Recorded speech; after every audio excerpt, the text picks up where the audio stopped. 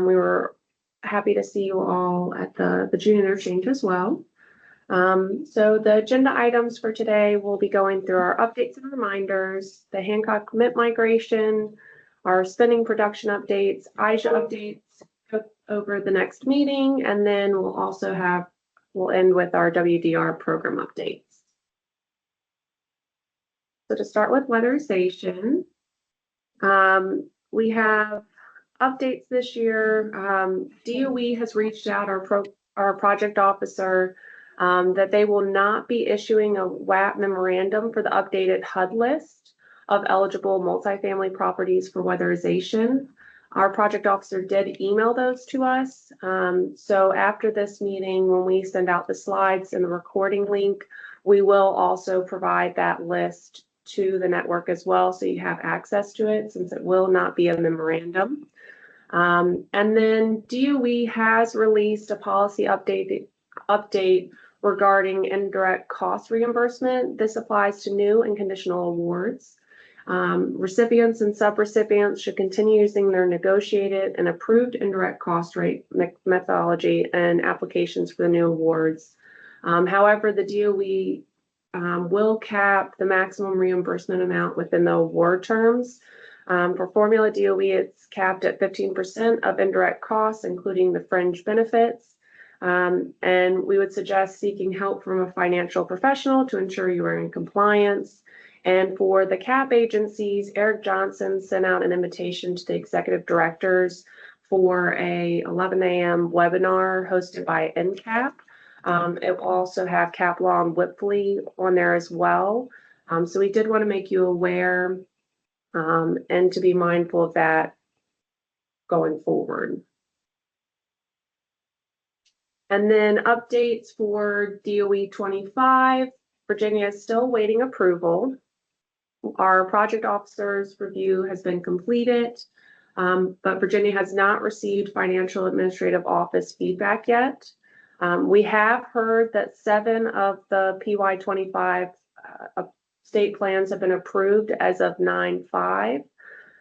So there are some that have been approved. We're not exactly sure when ours will be approved, but when we get feedback from the FAO office, we will be responding to any questions or feedback that they have and have adjusted if needed, and hopefully we'll have our approval soon.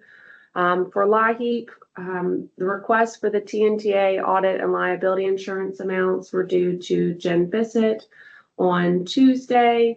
If you did not respond yesterday, then the previous amounts will be assumed if they were not provided. And we are waiting for the MOA amendment from DSS to release the grant agreements.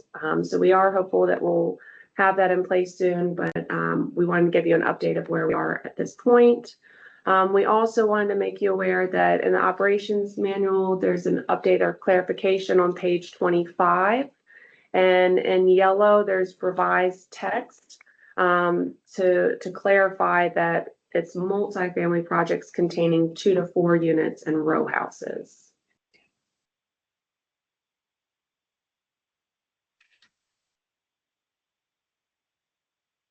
And then at our June interchange, Stephanie Weber from CHP, she is our president of the WAG, and she provided a helpful resource to that group. Stephanie, I don't know if you wanted to go through the document you had shared with the WAG, but we thought it was helpful, and she kindly shared it with us as well. If Stephanie, if you wanted to go through it. Sure. So for just knowing how to calculate ACPU, for DOE, it is just your program operations divided by the total number of units that you are submitting on your invoice. For IJA, you can see that it is program ops, and it will include the new categories: client intake, energy audit, and financial inspection. And then for LIHEAP, it is everything that you're invoicing for minus your admin. That will be your divided by your total units. That will be your ACPU. So just writing that out so that it's an easy chart for you to see, so that you know how to calculate that moving forward. Thank you, Stephanie. And we thought it was very helpful for us as well, just visually. Sometimes it's helpful to see it rather than just hearing it. And Stephen, it looked like you had a question. Yes. Okay, this intake and audit and stuff, that come up with the DOE, correct or no? Yes, so for DOE 25, when we have the approval of that state plan and have those grant agreements go out, you will have the separate budget categories for client intake, energy audit, and final inspection. So they will be a separate budget category and they will not be included in your ACPU because the calculation is only program operations. For Right. IJA, until we receive the final 50%, we cannot request to have additional budget categories. So we would have to wait. Okay. So as of right now, those expenses that would normally be your client intake expenses, your energy audit expenses, your final inspection expenses, they're going to be program operations. So you would still be calculating those in your ACPU calculation. And LIHEAP, we're not going to be separating out those budget categories, at least not in the program year 25. So it would be all expenses except for admin. Yeah. Okay. So when we get that second half of IJA, is that a possibility? I mean, or is it going to change when DOE comes out with the new budget categories, or no? When they released the WPN 4 for these, it was listed for IJA that the chance that we can make that change would be when we would apply for the final 50%. So that is what we've been guided from DOE at this point. So that is the earliest or when we are able to request to have it separated out. Okay, thank you. Do we have any other questions? I know sometimes it can be a little bit confusing with just each program is a little bit different. So I appreciate again, Stephanie, for you creating this and sharing with the WAG and then sharing it with the network today, because I think some of us are visual learners and it is helpful to see it in a visual and way. Just to clarify, but this new DOE contract will have the possible client intake, energy audit, and final inspection taken out of the program ops area, yes, correct? They will be three separate budget categories. You will have one for client intake, one for energy audit, one for final inspection. And the amounts that you would have assigned there would be the amounts that you would provide at Gen Visit. Mm-hmm. So really, this is history, but going forward, we would have some X's over here in the DOE section when the new contract comes. No, it would just be program operations. Okay, yeah. I'm sorry. I'm with you. I'm with you. Just to make it clear for everyone else, the reason those three budget categories were added by DOE is because they cannot make the change to the ACPU level. So the flexibility that the Department of Energy had was to have additional budget categories added that could remove some of the expenses that normally are charged to program operations. So by removing those expenses out, it lowers your ACPU because you have less getting charged to program operations. DOE, they're still going to calculate the ACPU the same. It would still be program ops divided by the total number of jobs, but you would have less expenses there because you should be taking out client intake, energy audit, and final inspection. Yeah, that helps. And it'll be a learning experience for us all because it's a new process for everyone. But it should be helpful with bringing down the ACPU. Yes, agreed. And then we have some Hancock Cloud and Mint migration updates that Tim's going to go over. Yeah, good morning, everyone. Thanks for checking us out today. Here's some key milestones. We have had a lot of activity and just want to, we're starting to kind of crystallize what we're doing and where we're going to be in a few months. So key milestones, namely September, we many of you are participating in the Twin Operations user group. This is stress testing.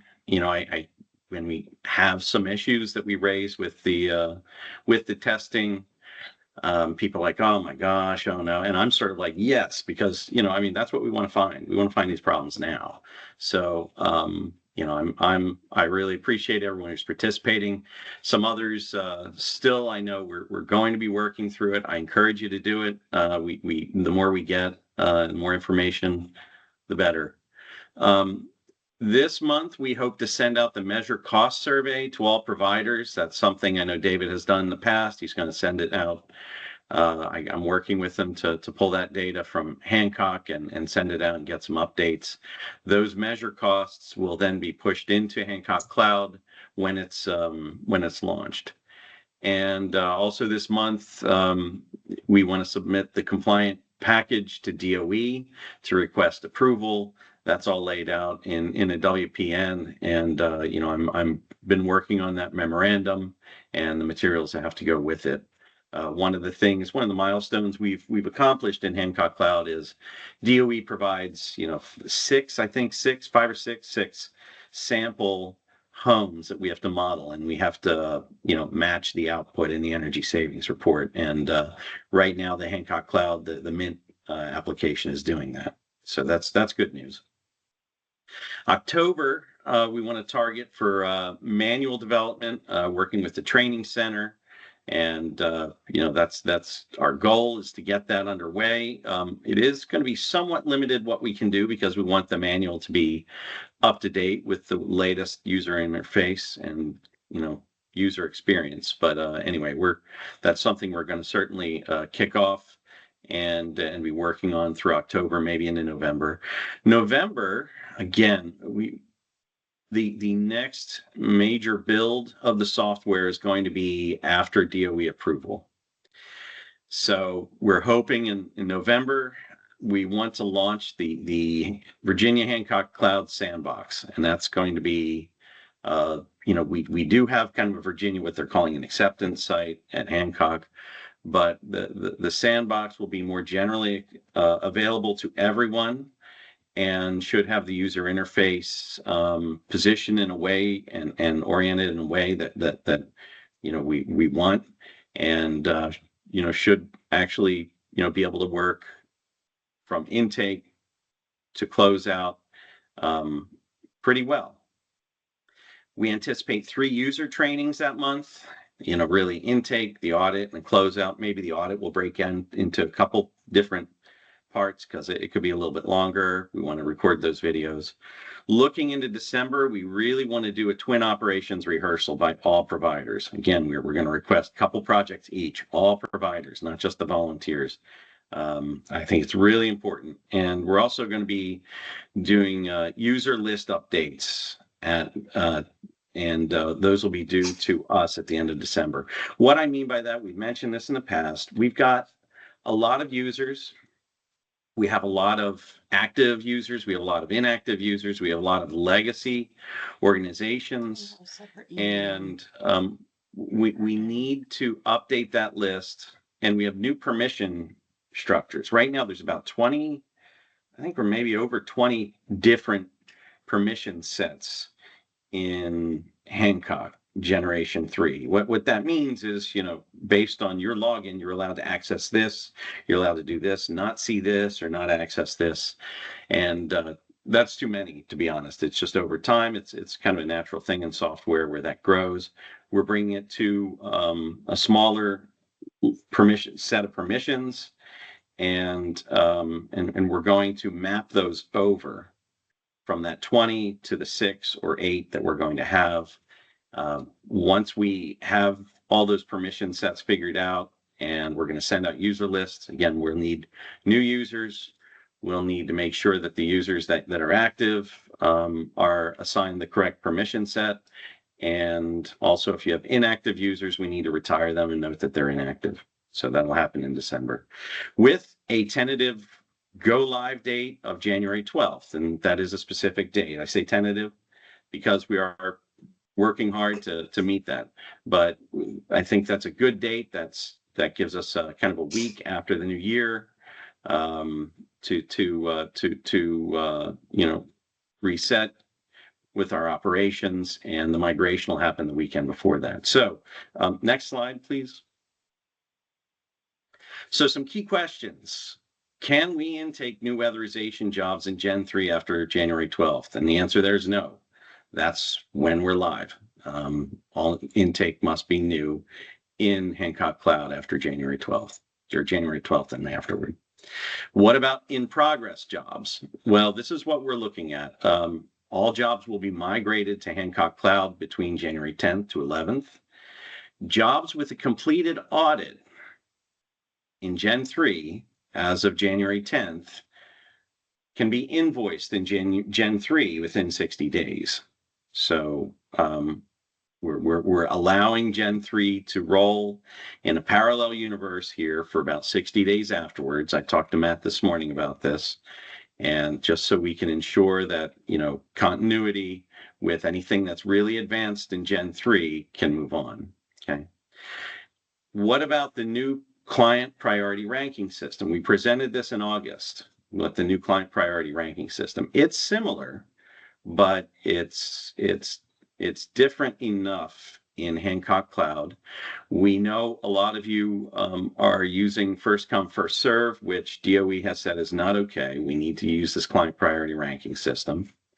So there's two ways to implement it. One, you can do a clean break, just transition to Hancock Cloud ranking on January 12th. And that means that the ranking that was in Gen 3, if you're using it now, or if you're not using it at all, will become your default ranking as of January 12th. The other thing you can do is maintain two systems. Document your existing rank of income certified clients on January 9th. That's the Friday before the migration. Maybe it's a printed out list. Use the Hancock report there. Complete them out of order in Hancock Cloud within 60 days. But what we're saying is after 60 days, we need you to transition to the new client priority ranking system. Okay. Any questions on that so far?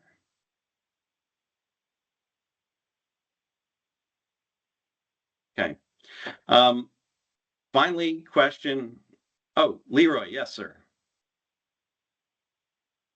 Good morning. So this transition and this intake, those clients that we already have in the current system, will they be rolled over, transferred, migrated into the new system, or do we have to go back and do it all over again? Second bullet, first sub bullet. All jobs will be migrated to Hancock Cloud between January 10th and 11th. When you log in under Hancock Cloud January 12th, they will be in there. Okay. All right. Thank you. Okay. So last question here. I've seen this movie before. Is this really going to end differently? I'd say this, that look, some components of Hancock Cloud operations are active in other states. And, there's some experience with it. I'm not a software engineer. I've worked on software teams in the past with some of the computations and applications not too different than this. And I would say, what software people have said to me is that, the first 30% of a software build is really hard. Getting from 30 to 90 actually is usually pretty fast and easy. That last 10% is what's really, really hard and impossible. I think we're between 30 and 90. And I feel like we're making some really good progress. And so we're planning for January 12th. The bottom line is, no software is 100%. I booted up my computer yesterday 3 times. I had no reason why it didn't boot up right away. I shut it down normally. I mean, and that's about the most basic thing, a laptop should do every day. But, what we're concerned about is we want to be confident that all of you can reliably invoice as successfully as the Gen 3 software based on available information. And that information is going to be based on the testing and the training that we do. We're really not going to be, until we're at scale beyond January 12th, it's not going to be fully vetted, right? I mean, we're going to have to anticipate there's going to be some bugs, but this is one reason why we do want to make sure we're getting the training in with the sandbox version. They're good look and feel, and we've been doing the testing we're doing, and we're really asking you in December to take a crack at some live jobs. And we can really stress it then. So, Brian, I see you have your hand up there. Yeah, really quickly. Just curious if there's any concern with the migration happening so close to the go live date. That seems, is there a reason the jobs getting migrated are that close to the go live date? What Hancock Cloud says it's going to do. I mean, there's a whole data structure in the back, and they've got a script for migrating it into the new cloud application. It's going to be a weekend, is what they said. Gotcha. I was just wondering if we should bake any time in to make sure the migration goes smoothly and everything gets transferred before we go live. So I guess we'll just cross that bridge when we get to it. All of this is going to be dependent on, a lot of things. So just wanted to kind of point that out, that the migration was pretty close to the go live. So I was curious. Thanks. Yeah, no, I think that's something they're anticipating. Again, Gen 3 will be operating in the background, especially if, and we're allowing for that to be maintained for 60 days. Then frankly, there's gonna be another migration. Once those Gen 3 jobs are closed out, anything that has that's the second sub bullet, jobs with a completed audit must be invoiced in Gen 3 within 60 days, right? You invoice that in Gen 3, then there's going to be a secondary migration, 60 days after that to bring all those up to date into the new cloud application. So, okay, have some comments in the chat here. Mary, can I get access to the mid-training cloud, please? Yes, we'll follow up with that. And will the jobs with completed audits be migrated to? I believe they will. Yes, they will. To answer you, Stephanie, they will be. I think at that stage, you could actually invoice them in Hancock Cloud. Again, I want to ensure that no one is, after a migrated application, left holding the bag, and that's why we're asking for the concurrent operations for just invoicing. So. Any other questions? Okay, thanks. Okay, and we are at the scorecard. So we're resyncing with the month end. So you're going to see the expenses through August 31st. At the interchange, it would have been through the 15th. As a reminder, these will be for approved invoices, and it does not reflect any September reallocations. There were a lot of increases, reductions, and adjustments in the last 2 weeks, but those will not be accounted for on the next several slides. So for our network ACPU levels, you can see that for DOE 24, right now we're still within the allowable ACPU level. We're still working on having that closed out, but we're nearing the end of that. And right now we are under.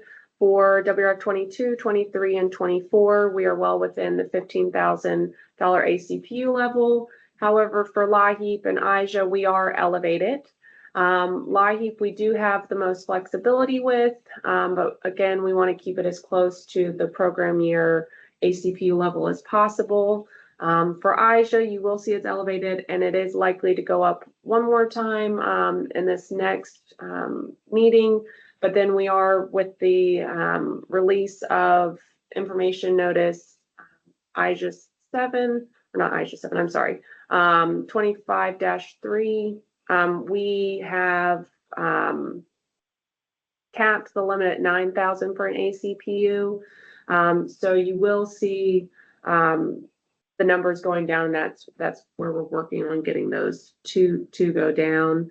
And then for the health and safety percentages, you will see that for DOE 24 and LIHEAP 24, we are much closer to that 15% cap. For IJA, we are at 7.3%, so it is lower. As a reminder, you want to use your health and safety as much as possible because this does help your ACP level because you're not having as much of your expenses charged to program operations.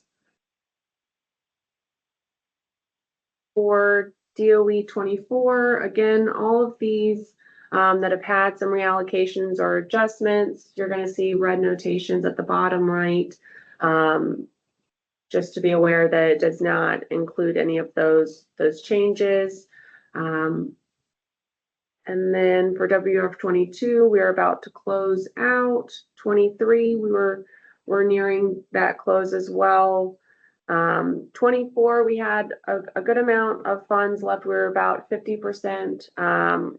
We've been in communication with the network with those that had balances, and we are hoping to have those funds spent out with some local providers that were able to ramp up some of their readiness funds. So we'll provide more details next month on how we've closed out. For LIHEAP, you'll see that we still have a large balance remaining, but we do have a large amount of pending invoices waiting for review or to go through the approval process right now. And then for IJA, again, you'll see our ACPUs elevated and where your production is needed in the right-hand corner to bring it down to an allowable level with your first 50% of funds. And then because there's been a lot of movement in the last 2 weeks, but also with invoices only being in the approved status, we did want to give an update of invoices in review. So for DOE 24, we have 362,000 that are in review. For 22, it's 5,895, which would close out the grant. 23, we had 100 and almost 4,000. For WF 24, it's just under 2,000. For LIHEAP, it's a little over 2 million. And then for IJA, there was 275,000, but we did just have 1.1 million that were moved into an approved status that would have not been reflected in that last slide. And Stephen, it looked like you had a question. Yeah, it was kind of dealing with that previous slide, but it don't matter about the slide. But I was just thinking about, I think I asked this question last time, but you know, some agencies has got more funds in that bill funds, and the projected units to stay within allowable ACPU, has that been updated with those funds, or is that still staying the original amount? This is with the amounts that are here right now. It would be the amounts that are in the current grant agreement and amendment amounts. When funds are moved into the subgrantees funds, it would be updated then. So this would be what's currently, it should be what's currently in Hancock. Thank you.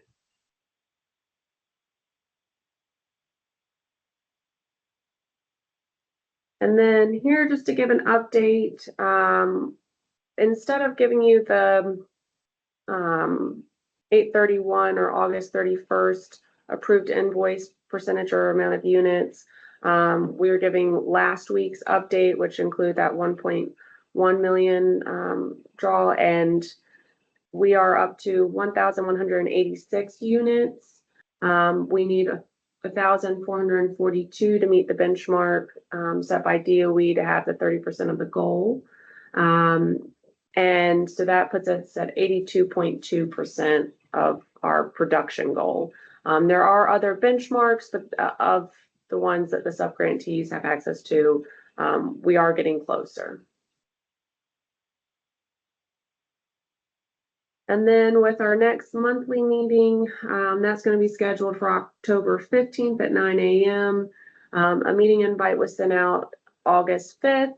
If you did not receive that or need it resent or sent to someone else, please contact me and I can have it forwarded.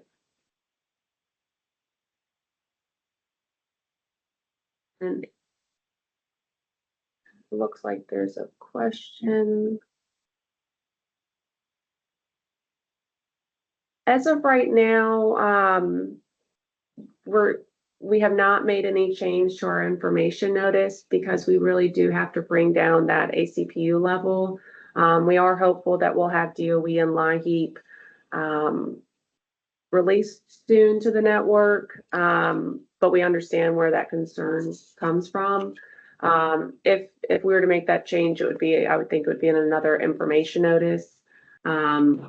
But right now, we are elevated, and DOE watches and asks us frequently to make sure that we're able to bring it down. Because if we're unable to, in the end, we'll have to owe funds back, and it's going to be harder as we go along if we even elevated average cost per unit.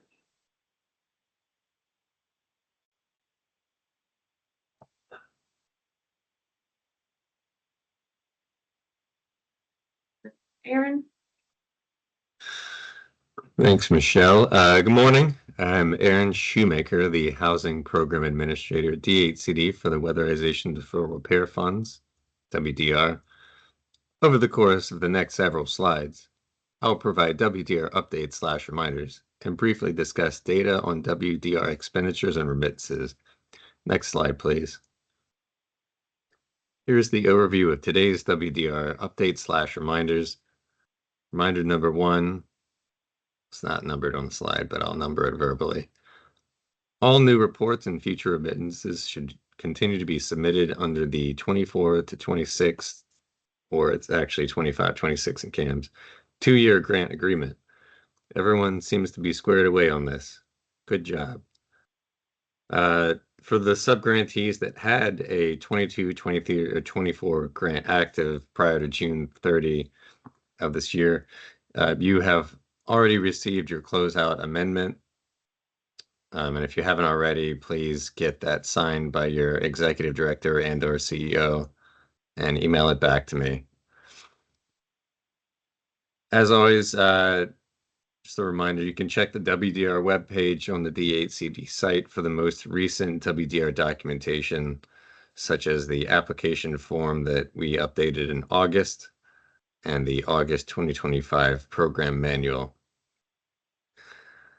Number 4, let's see, last week we sent out WDR information notice 02/2025 or 02-2025 because it's the second one of this year on HVAC cost limits, which I will discuss on a forthcoming slide. And then finally, I will give the usual overview of the WDR remittance/budget numbers, aka the scorecard. Next slide, please. I sent out the WDR information notice 02/2025 last week, and it went into effect on the 11th.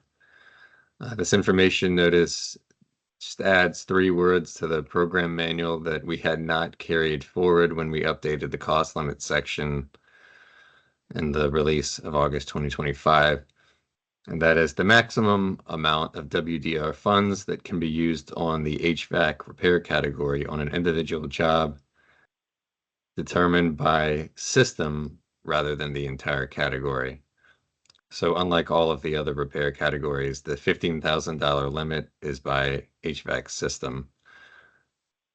So if you have a home with 2 systems that you're installing, such as 2 mini split systems for some of the larger homes, it's $15,000 for each of those mini split systems. And just to be clear, this is how the program has been run historically. So this is not a change. It's really just language that had been in that cost limit table I think that was the only place that it was in the previous program manual. And when we got rid of the cost limit table, we just hadn't carried over that language. So this information notice just updates the program manual language to include that. Slide next, please. And a reminder on reports and remittances, please itemize the cost by repair type for DHCD review. Most of you have been doing this all along. That is, whether it's described in the scope of work or the contractor's estimate, we need to be able to evaluate the repair cost by category. For example, if we have a $30,000 job for roof, structural, and plumbing, we need to be able to determine which proportions of that or specific figures of that $30,000 job are for roof, structural, and plumbing. And to that end, the previously mentioned application form and homeowner agreement that we updated and released last month has a table for doing just this. Next slide, please. And here is a screenshot of that form. Just we've been getting some WDR initial setup reports that have older applications because they were signed prior to the release of this, but the initial setup report was released or submitted to DHCD after.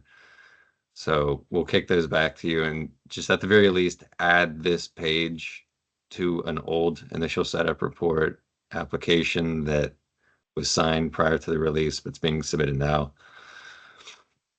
Hopefully that doesn't muddy the waters too much. I've already contacted pretty much anybody that has done this. Most of you probably aren't doing this, so just continue to use the most recent version of the form. Next slide. All right, the next two slides contain detailed data regarding WDR expenditures and balances based on the submitted WDR remittances and CAMs.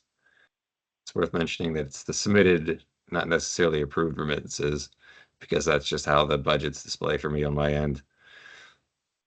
So hypothetically speaking, if the submitted remittance gets denied, the number would go back up for the dollar figure remaining. Anyway, I'm not going to go into detail on this during the presentation. It's the chart that we have in each slide deck. So if you wish to explore the data in more detail, the slides will be sent out after the presentation. And we typically email out those slides within the same week of the presentation. Next slide, please. And these are charts that have the data on those submitted remittances and CAMs as of the end of last month. Network had served over 2,200 homes in Virginia with WDR and over 1,300 single-family homes and getting close to 1,000 multifamily units. And then the average remittance total, including both the admin dollar amount and WDR home repair dollar amount, has stayed pretty consistent for the past several months and consistent with last year at roughly $21,000. And again, that's including admin on those remittances. If you wanted to calculate the housing repairs, you would subtract roughly 15, probably 17.5%. Probably be close to like $18,000 of actual housing repair per home. The bottom chart shows the repair types associated with the remittances for the jobs that WDR is being spent on, and this has stayed pretty consistent throughout most of the program, and that is that over 60% of the jobs have HVAC-related repairs, either crossover or fuel switching, and over 50% have roof repairs. Anyways, this concludes the WDR program update. Thank you for listening.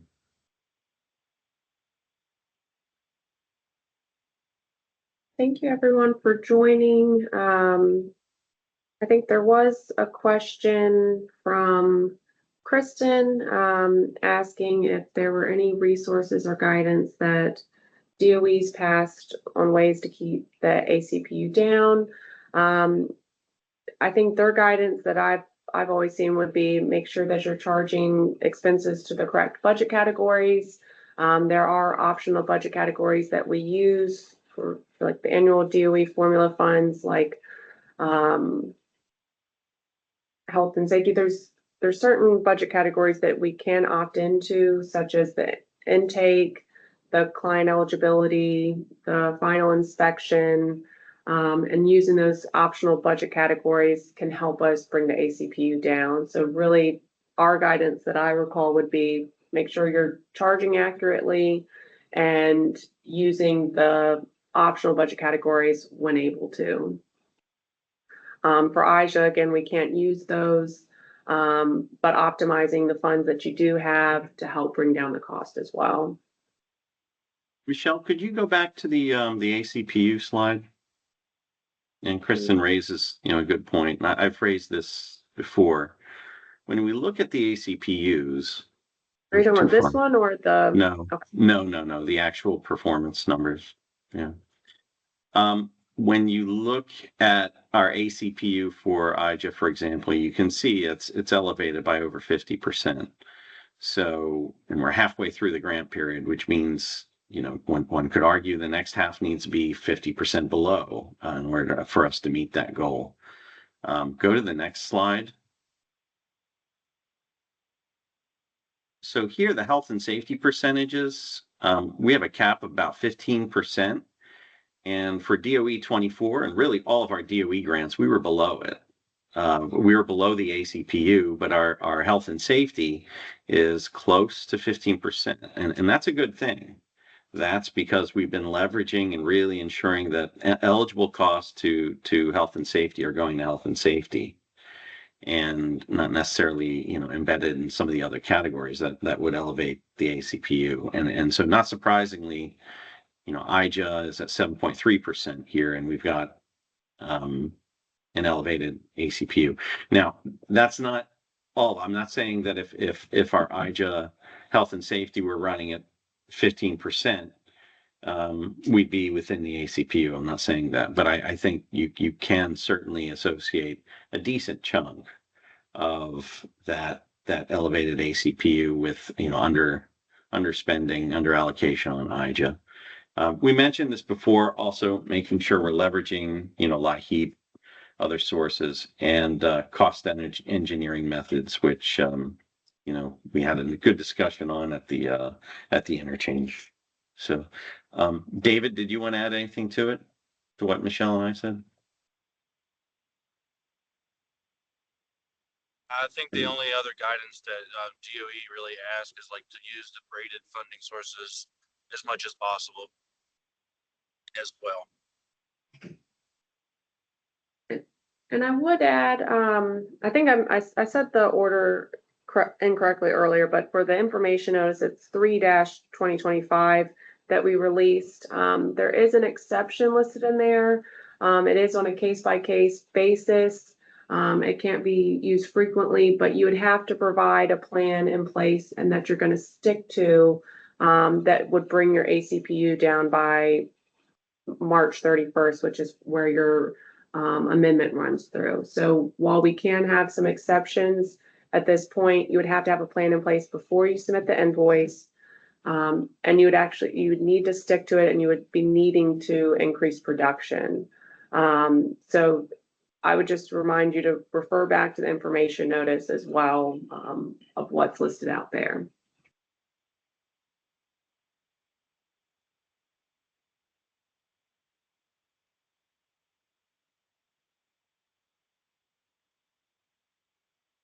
Do we have any additional questions or? Good morning, everyone. I have a question. It's not specific to anything that you just covered, but I'm getting a lot of calls because a lot of our population is elderly now. And I'm getting calls from the hospitals, the nursing homes, where they want to release these people back to their home, but without having certain things done at the home, they can't. So it's like the chicken and the egg. We have an application for this person. We can't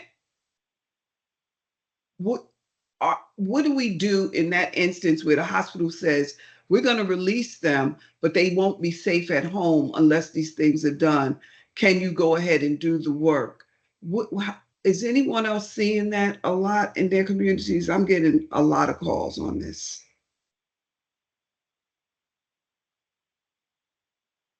And how do we move if they're hospitalized? I know they're considered not occupants, but they are trying to go back home.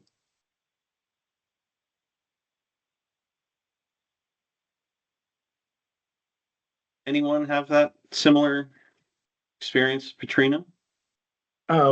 Excuse me, Ms. Carter, I'm going to try to help you out just a little bit. Can anybody else help me? Yeah, I know. But the issue is so they'll understand it is let's say you have we all have rules and regulations for EHARP, WDR, weatherization. The nursing home tends to say, we're going to release Miss Smith from the nursing home, say 1 week from now. She did an EHARP application. Is it possible that you all can have this handicap ramp built in that time period? She needs this ramp in order to be released from the nursing home. These are the things that is causing the conflict that I'm seeing right now. And I think I sent that up to Ms. Bissett to get clarification, because the problem that we're having is the documentation that is required, whether it's WDR or EHARP, that needs the client's signature. And if they're in a nursing home, they're not an occupant of the home. So, everything falls in place, and this is where we're at. This is where I'm at. So I just wanted to know, I think this is what Ms. Carter is trying to get clarification on. Hey, Leroy, I saw your Yes. email yesterday afternoon. I haven't had a chance to get back to you. This is regarding EHARP. So for folks on the call, if somebody's in the hospital, but they live in their home, we consider that to be their primary residence. They occupy that home, even if they're in the hospital for procedures. But you do need to have the paperwork signed. So as long as the application is signed, the before pictures are uploaded, and you have a cost estimate, and I can review it, then it's likely to be approved. But the application must be signed because we have to have consent of the person seeking services. So yes, I would say that if you can get it signed and then upload it, I will review it and be happy to look at it. Megan, I see you have your hand up. Did you have some insight as well? Yeah, I was for a couple of things. Typically, if someone is in a hospital or nursing home, they have some type of caseworker or social worker, and we have worked through them before to get signatures. So we've emailed them the documentation, and they've gotten with the client to get the signature. So that's kind of one way around it. Again, that's specifically for EHARP. As far as WDR and such, it poses a little bit more because they have to be approved for weatherization, which again, you can still, that is their primary home and they are going back to that home. So we have considered them, that is their home and they are residing there. They're just not, something medical is keeping them from that. And again, we've worked with social workers, caseworkers. Typically, they have something there that can help the client get signed documents. The issue with weatherization is, again, because you can't really fast track that because of priority and things like that. So I would say EHARP is definitely the way to go, but I would work with their caseworker, social worker, because they can typically get documents signed as needed. John, you got your hand up too. Did you, and I think you put something in the chat. Did you want to add something as well? Well, yes. Can you hear me? Yep. Okay, I didn't think my mic was working. Yes, we've encountered this on numerous occasions. But the issue we have, or the problem we have, is that the caseworker will contact you, but they'll give you well, they'll be home in 2 weeks or 3 weeks. So the process doesn't warrant being able to immediately address the issue prior to the client returning home if you are able to even address it. But that given what you just mentioned, that if we could send the request in to your office to see if it qualifies and can be approved, that's another avenue that we can consider and when these issues arise. To be clear, what I'm saying is that you need to submit a signed homeowner renter agreement with before pictures and a cost estimate into CAMS for me to review. Sending me an email with we have this case, can it be approved? I cannot approve that. I have to see the application that has to be signed by the homeowner or the renter, because we need consent from that person for the work to be done. So there needs to be the acknowledgement that an application has been completed, you've taken before pictures, and a cost estimate has been done on the property. Sending me an email with a what if, I mean, I can't approve it. I can't give you conditional approval. Yes, I understand that, and that's my point. There's not enough time to have all that those documents and that approval process carried through prior to the client coming home. But you mean with like when the social worker gives you that 2-week timeline or whatever? Correct. So when I talk to, I get a lot of reach out from hospitals and rehab centers as well.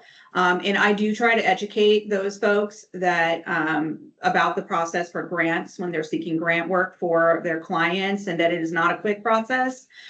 So, I mean, when you're speaking to these social workers or client advocates at the hospital, I would make sure that you're telling them about what the process looks like and how long folks usually have to wait for services. I know that some of your agencies are running from wait lists as well, and EHARP is a very small grant. It's only $352,000 for the whole state, and it goes very quickly. And I know some of you only receive like $10,000, $15,000 a year for this program, and you may have wait lists. So, you know, do speak to when you're talking to these client advocates at the hospitals, and educate them about your program so they have a better understanding of what the timelines are. But I hear you. There's not much that you can do in the agency level if you can't complete the work within 2 weeks. I mean, that's just not feasible for you. But yeah, again, I just want to make sure that folks do know that if somebody's in the hospital because they had a procedure done, or they had a fall, or they had a surgery, or they were ill and they need to be released, we do consider them to be occupying their primary residence, like that's their home. So that would be considered occupied. Thank you. Yeah, Patrina, I wish there should be that kind of responsive emergency program, but that's not what, this team at DHCD or administers. When I arrived here in 2023, I think the EHARP program was really mislabeled the emergency home, accessibility repair program. We changed it to essential because we're just, even though I believe EHARP is, well, I'll use the word prescriptive and fairly low in administrative overhead for access to projects up to 10,000 compared to some of the other repair funds that we maintain through weatherization. We do still need to meet certain standards, and it's not all up to us. Sometimes there's a contractor on the other end. If there's a delay, they need rescheduled and maybe even provide an estimate and so forth. So the nature of the beast isn't unfortunately to really respond on a dime like that. There should be a program like that. Yeah, well, thank you all. That was helpful, and it helps me because, of course, I'm the one who gets those calls when they're frustrated. Yeah. So thanks. Yeah. Me too. Thank you, Patrina. I get those calls too, Patrina. So I feel you.